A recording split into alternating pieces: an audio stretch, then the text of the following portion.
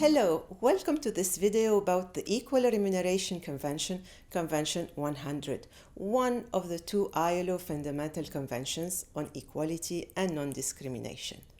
Did you know that on average, women still make 20% less than men worldwide? This means that approximately women work for free for 73 days a year. This is what we call the gender pay gap. The gender pay gap has many causes. For instance, direct differences in remuneration between men and women, usually because women's capacities and competencies are not properly evaluated, or vertical occupational segregation, meaning the difficulty that women encounter to get higher and managerial positions. It is also commonly known as the glass ceiling, and horizontal occupational segregation, which occurs when women workers generally concentrate in specific sectors, which usually are also the lower paid. It is often known as the glass walls. This shows that the gender pay gap is much more than just a difference in the paycheck. It is also related to gender stereotypes and persistent inequality. How can ILO member states apply the principle of the Convention and close their gender pay gap? Convention 100, adopted in 1951, is key in this regard. It aims at reducing and eliminating gender pay gaps by promoting and implementing the principle of equal remuneration for men and women workers for work of equal value. Convention 100 applies to all workers in all sectors of activity, both the public and private sectors, and in the formal and informal economy. But what does equal remuneration for work of equal value mean? Let's take a look at two elements: equal remuneration and work of equal value. First, equal remuneration. Remuneration is defined in Convention 100, includes firstly the ordinary, basic or minimum wage or salary, and also includes any additional emolument paid directly or indirectly, whether in cash or in kind by the employer to the worker. These additional emoluments may include cash payments, such as housing allowances, coverage of transportation costs, and also payments in kind such as laundering services for work clothing, a mobile phone, a computer, or a company car. So when talking about remuneration, we need to take the whole package into account. In many countries, the law may refer to remuneration, pay, salary, or wage. Convention 100 does not require that the overall legislative definition of such terms is amended. It does not matter what term is used, as long as the concepts applied for the purposes of ensuring equal remuneration for work of equal value are in accordance with the Convention. Now, let's see what work of equal value means. It is important to know that this concept goes well beyond the concept of equal work. For example, we would talk about equal work when saying that a male nurse shall earn the same amount as a female nurse. Convention 100 is broader, as it covers comparisons between women and men who do jobs that are completely different, but nevertheless have the same value. For example, comparing the work value of a caterer and a driver, or a cleaner and a security guard. This is why legislation that provides for the principle of equal remuneration for the same or similar work is narrower and does not fully comply with the Convention's requirements. In order to see whether jobs are of equal value, Convention 100 calls for countries to develop methods of objective job evaluation.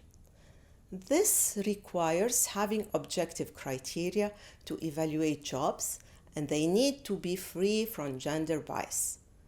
Jobs must be evaluated on the basis of the work actually performed, no matter the title of the job or the formal description. The Convention does not impose a specific method. Different methods exist. Usually, they are based on 4 main factors. First, skills and qualifications. Second, working conditions. Third, effort. And fourth, responsibility. These factors are then broken down in sub-factors such as mental efforts, physical efforts, etc. It is very important to understand that each factor does not have to be equal or have to have the same value, but what matters is the overall value of the job. In doing such an exercise, it is also necessary to avoid undervaluing or even overlooking certain skills considered to be female in comparison with skills traditionally considered as male. Let's illustrate this with an example. A childcare worker needs interpersonal and communication skills to motivate, stimulate, and show empathy with children, as well as to communicate with parents.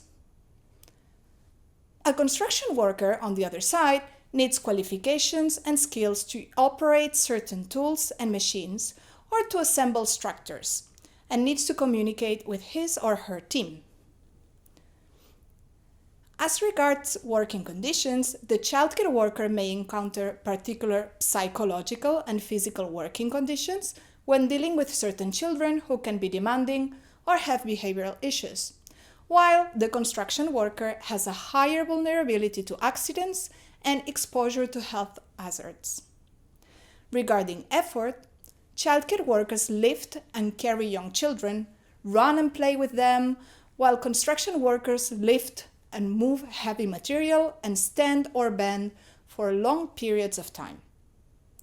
As per responsibility, the childcare worker is responsible for the safety of children and offers advice and information to parents, while the construction worker has the responsibility to maintain tools and machines in a safe way.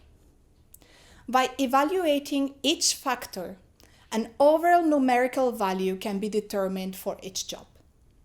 If this overall value is equal, both professions should have the same remuneration. What do ILO member states have to do with a view to applying the principle of Convention 100? The Convention proposes several means of application. For example, national laws or regulations, machinery for wage determination, collective agreements, and any other proactive measures such as undertaking surveys to identify areas of wage differentials or developing pay evaluation guides. For instance, a uniform national minimum wage system helps reduce the gender pay gap. This is because women are more often in the lowest pay categories of workers. But the application and realization of equal remuneration for work of equal value will need more action to ensure that women have equal access to higher paid jobs in all sectors of the economy.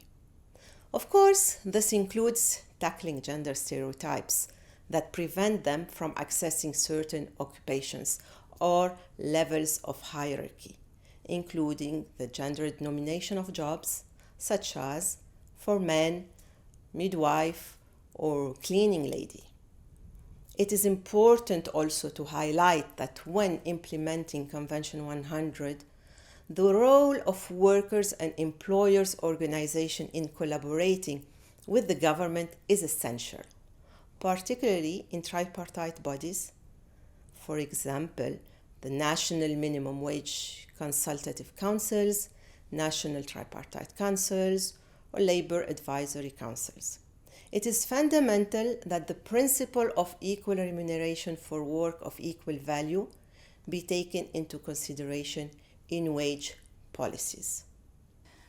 To conclude, If we are to move towards more inclusive and egalitarian workplaces and societies, equal pay for work of equal value needs to be a reality in all countries.